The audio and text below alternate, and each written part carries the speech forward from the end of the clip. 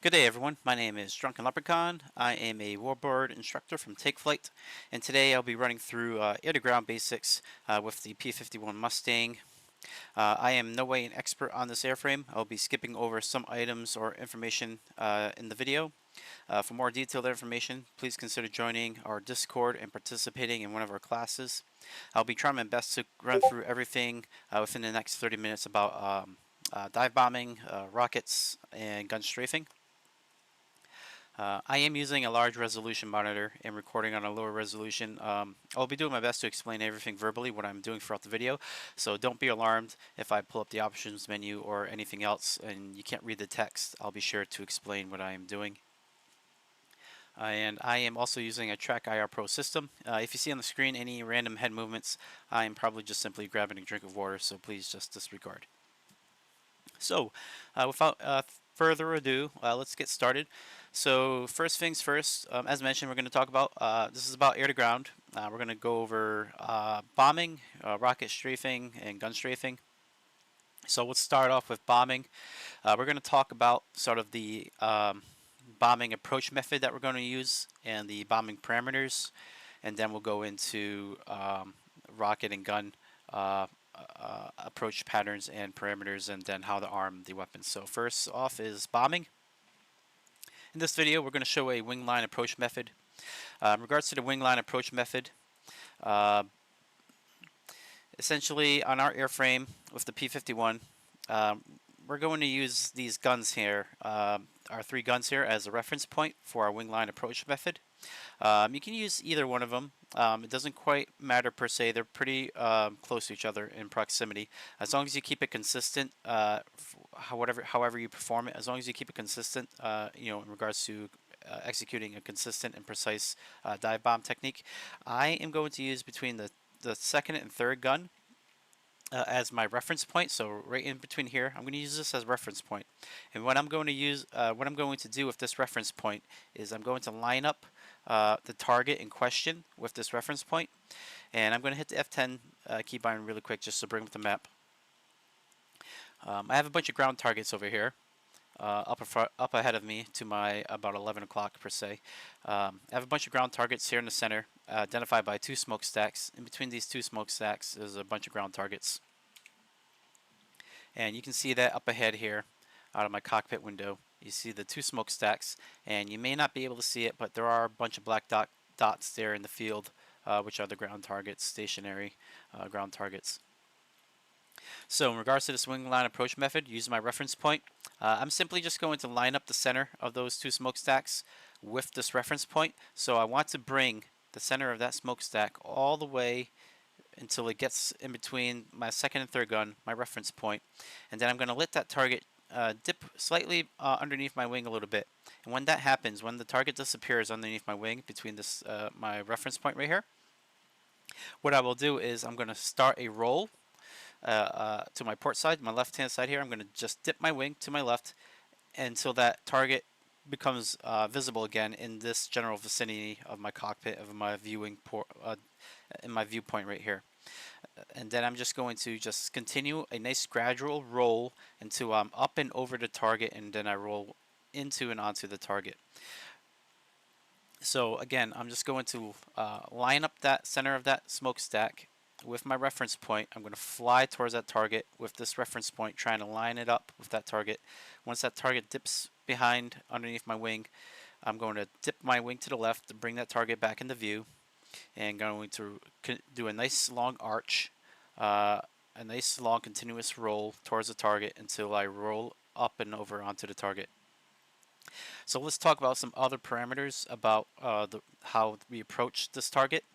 In regards to our altitude, we want to be anywhere between 6,000 and 8,000 feet, and we want to maintain about 230 miles per hour. It is pretty, I want to say crucial, but important that you maintain a high amount of speed, a good amount of speed, anywhere between, I would say 210 to 250. You don't want to drop below 210 miles per hour. If you go slow during this execution of this approach method, you will what's going to happen is that you're going to cut your turn quicker than you should, and you're going to end up further away from the target In regards to our dive angle, we're looking for a 45 to 60 degree dive angle of attack. If you come in too slow, you're going to cut that, where you're going to end up in like a 30 or 25 degree angle attack, forcing you to fly in a more of a straight, forcing you to fly straight in a forward straight pattern before you execute your roll onto the target. So having more speed allows you to generate or create that long arch to get that optimal positioning over the target, where you're not really doing anything else besides just executing and finishing your roll onto the target. In regards to our dive bomb parameters, as mentioned, we want to be anywhere between 45 to 60 degree angle of a dive angle onto our target. Once we execute our dive, we want to cut our throttle back so we're not over speeding. And again, we want to be somewhere around 230 miles per hour during the execution prior to our dive. In regards to the release point parameters for the dive bombing technique, I don't have my sight on just yet, but just imagine the sight is right here. We have our pipper, our reticle. We just simply put the target on our reticle. And in regards to the release point parameters, we want to release somewhere around 3,200 feet or 3,500 feet, anywhere between 32 to 3,500 feet. So in regards to that, right, we have our altimeter right here. It's going to be quite hard to look at your altimeter, like be monitoring that, the exact altitude you're at while in the dive bomb, right? Things are going to be happening fast, and I'm not sure about you, but every time I take my eyes off of that, right, my hand moves my joystick around a little bit. So I would just recommend just give this a quick eyeball. As soon as you see the shorthand drop below 4,000, just give it a second, and then gradually pull back on the stick to create a nice flow, a nice gentle, gradual, smooth pull-up maneuver to bring that target below your nose. And depending on your dive angle, say if you're at more of the 60-degree dive angle, once you're pulling up and that target goes right below your nose, go ahead and hit the weapons release button. If you are at more of a 45-degree angle of attack, when you're executing your pull-up maneuver, let the target drop below your nose and just give it a second, half a second, or a second and a half, depending on again how your angle is. If it's more shallow, just give it a second and then hit the weapons release button, and hopefully you drop on target. As you can see here, this is more of an art than a science. It's not really precise per se. It's going to take a lot of practice, a lot of precision and consistency on the pilot's ability to execute ordnance on target.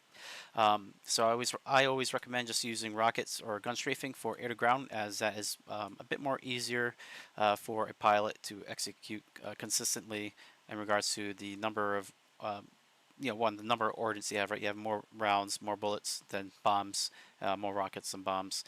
You have more opportunities to get rounds on target, and it's a little bit easier, or you have more control over it. So that covers the dive bombing parameters. Well, I'm also just talking about that. This goes for all three: gun strafing, rocket, and dive bombing. In regards to our escaping, we escape out of our attack, we want to maintain low altitude as possible and just change our vector.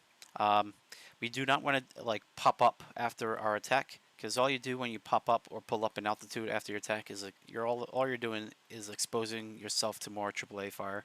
So just stay low, change your vector to avoid exposing yourself to more AAA fire than needed. Just use the terrain to your advantage with regards to mask and yourself.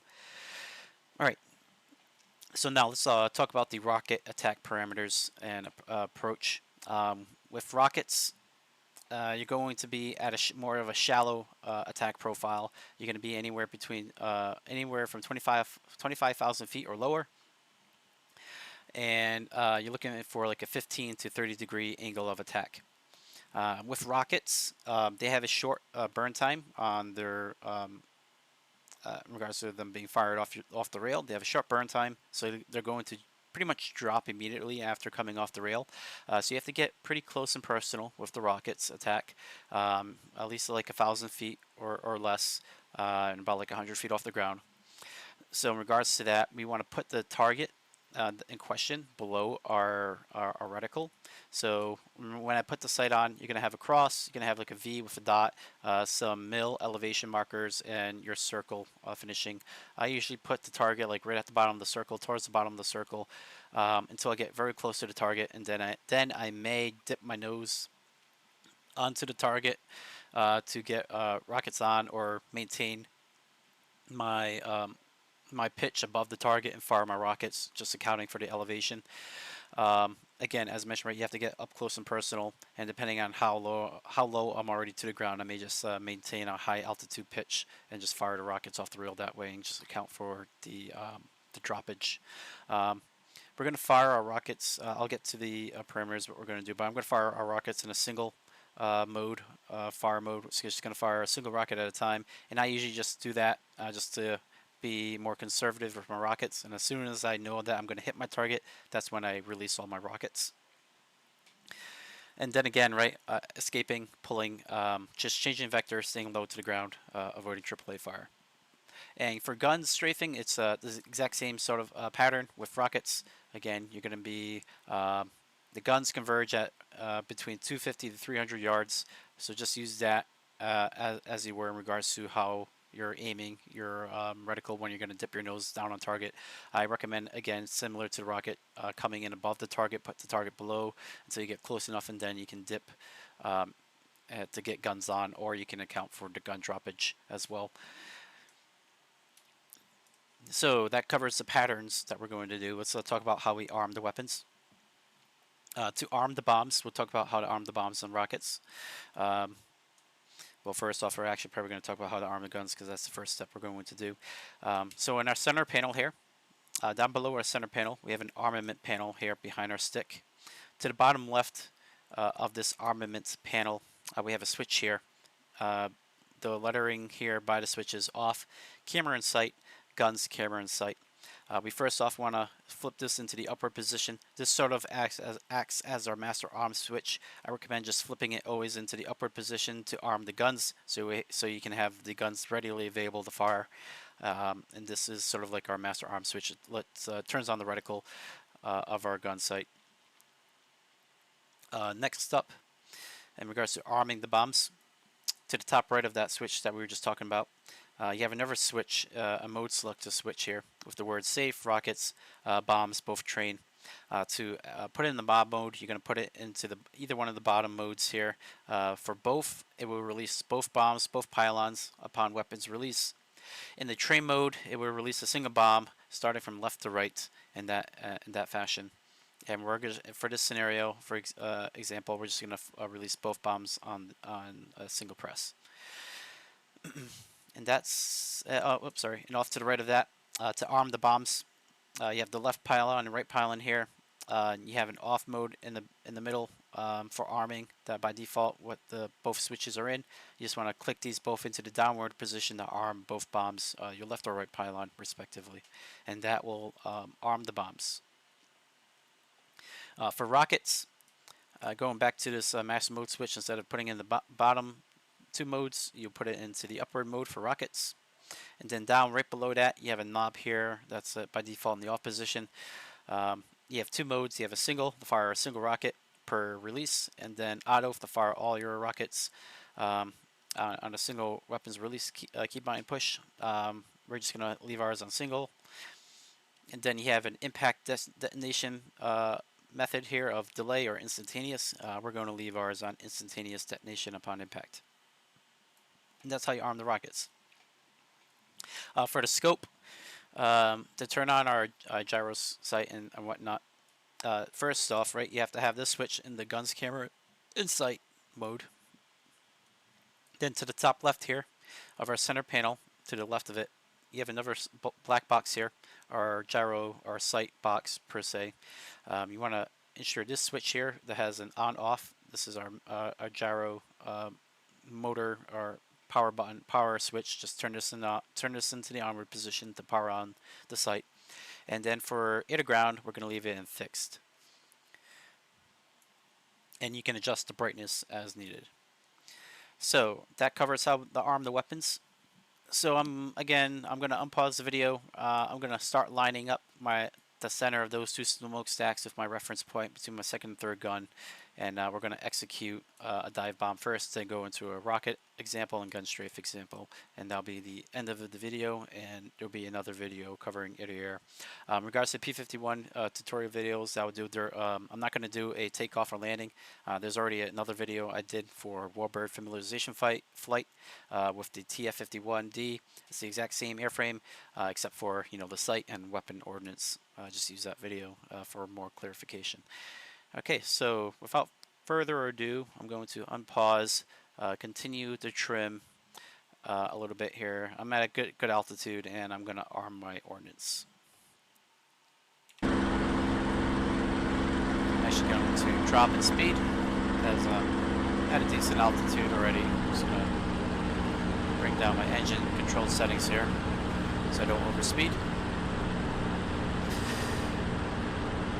And now I'm going to arm my weapons.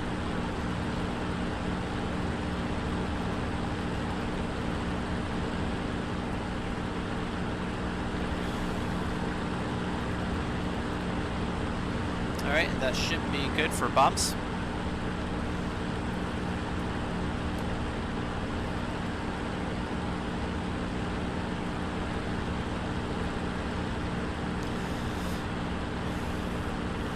So again, just starting to turn towards it. I'm going to line up to the best of I can the center of that smokestack with my reference point on my wing between the second and third gun. And then I'm just going to pick out a random target during mid-dive and aim for that one. As the targets are pretty grouped together, shouldn't be an issue.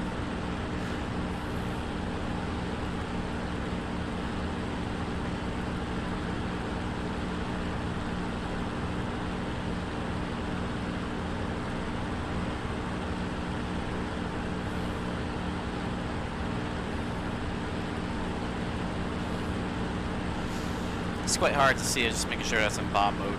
Hopefully it goes off the rail, should be in bomb mode for both.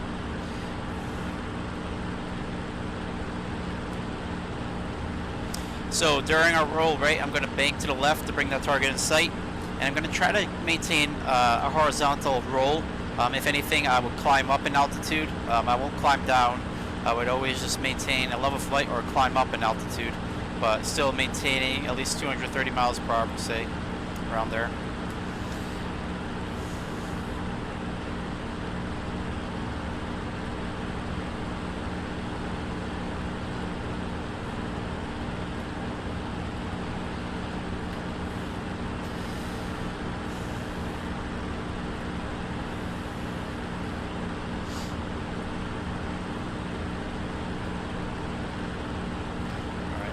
Pretty good here, a little bit.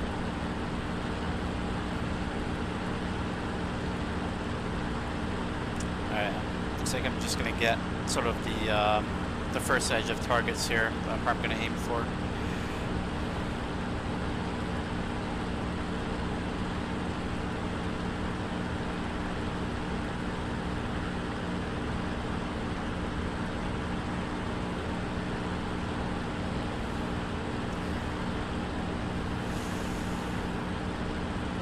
Yep, so again, I'm going to let the targets pass below my reference point here.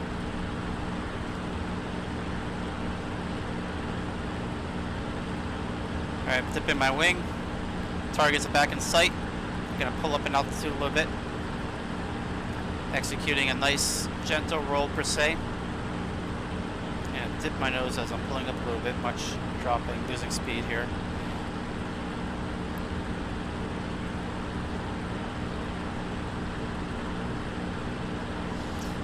Yep.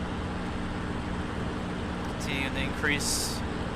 Alright, I'm going to get ready to barrel roll to finish my roll here onto the targets. Rolling. Cutting my engine. Finishing my roll. And this looks like a decent target. Right on the pipper. Pulling up. Bombs away.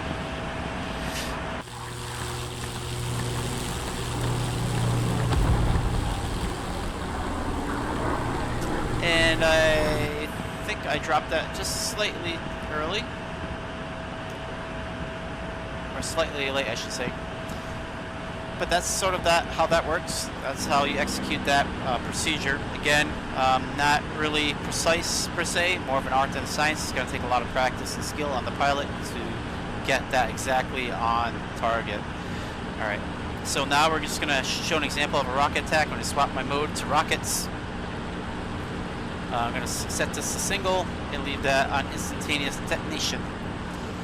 And again, 2,500 feet or less. I'm going to just climb up a little bit to 2,000 feet. And also, I failed to mention this, but in regards to our attack approach, how we're going to approach our target, we want to avoid playing with our throttle a lot when we going into our attack run. We want to identify the speed we want to end up at during our attack run, and then don't touch our throttle. The minimum speed for attack runs, I would say, is 230 miles per hour, similar to the dive bomb. You can go faster. You know, faster is usually the better in regards to avoiding getting hit per se. But at least 230 miles per hour.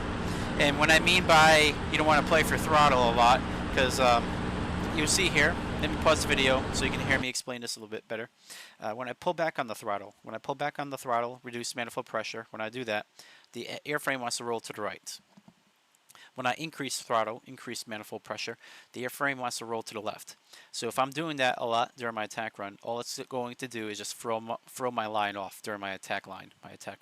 So I just want to avoid touching the throttle as much as possible.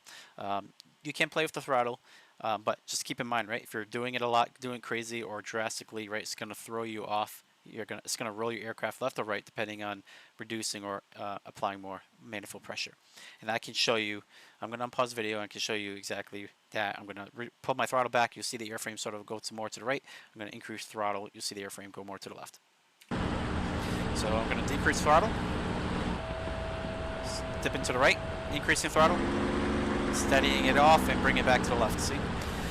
So that's how that works. Good example of that in action. So I'm just going to bring it back towards the targets here. Alright, I'm at about like just over 2,500 feet.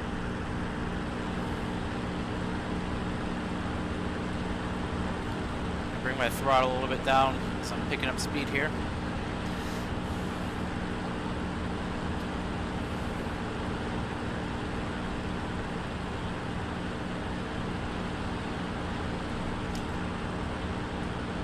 So I'm just going to start lining up for a rocket attack here. Probably go for that target right there on the edge.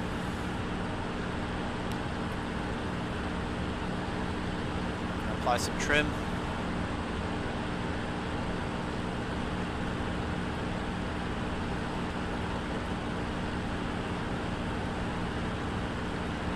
Again, so I'm going to go for that sort of target on the edge there.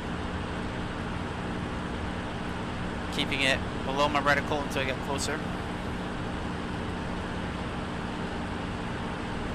See how I'm dropping altitude like this already? So I'm getting closer and dropping altitude with that target at the bottom of my reticle, aiming above the target. Yeah, again, I'm going to have to get pretty close. You see the droppage. It's not going to be a lot of burn time, a lot of flight time for the rocket here, HVAR rocket here. Yeah, I'm going to fire one at this elevation.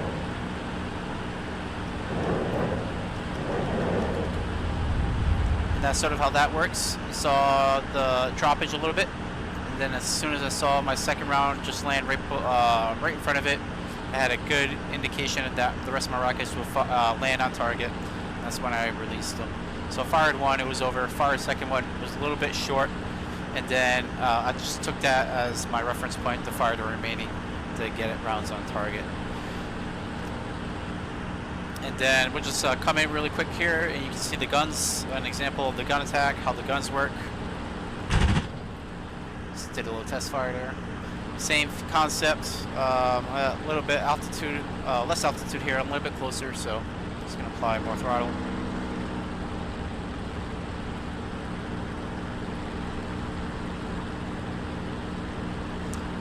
It's going to be the exact same concept, just aiming above the target for a bit, then dipping nose on.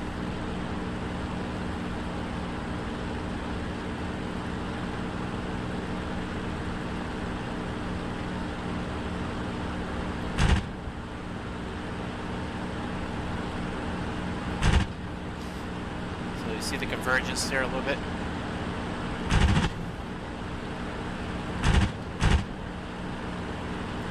And that's an example of a gun strafe. Again, same thing, stay low to the ground, change the vector and the escape to avoid AAA fire. And I think that's that.